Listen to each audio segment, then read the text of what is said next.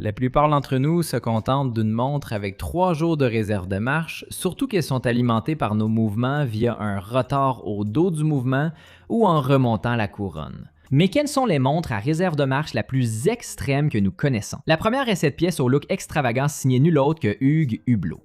Voici la MP05 La Ferrari, avec une réserve de marche tout aussi démesurée de 1200 heures, soit 50 jours. Avec 637 composants, c'était la montre la plus compliquée de Hugues Hublot lors de sa sortie en 2013, et elle était équipée du mouvement Hub 9005 à l'intérieur de son boîtier en titane et fibre de carbone. Ressemblant à un moteur d'hypercar sous le verre saphir, cette autonomie prolongée reposait sur 11 barilets empilés, et le mouvement comprenait même un tourbillon vertical, le tout pour un prix de 300 000 francs suisses à l'état neuf. Encore plus impressionnante est la réserve de marche de 58 jours de la rébellion T2M avec ses 1400 heures d'autonomie qui s'étendent sur près de 2 mois. La montre à thème automobile va arborer 8 barilets montés verticalement, évoquant un moteur en V8 avec un affichage de l'heure à rouleau protégé par un capot en saphir qui se soulève.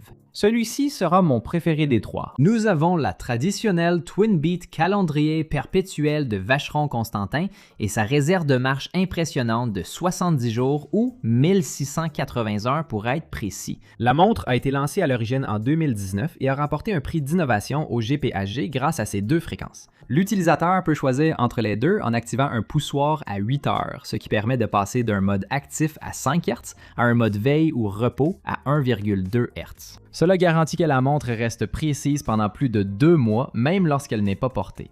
La raison pour laquelle c'est mon préféré, au-delà du style, c'est vraiment à cause de l'objectif visé. Avec la fréquence plus basse, la montre fonctionne davantage en mode stockage. Ainsi, quand vous la reprendrez après plusieurs semaines, vous n'aurez pas à réinitialiser toutes les fonctions de votre calendrier perpétuel. C'est une idée brillante. Si vous avez déjà réglé un calendrier perpétuel complètement désarmé, vous serez sûrement d'accord.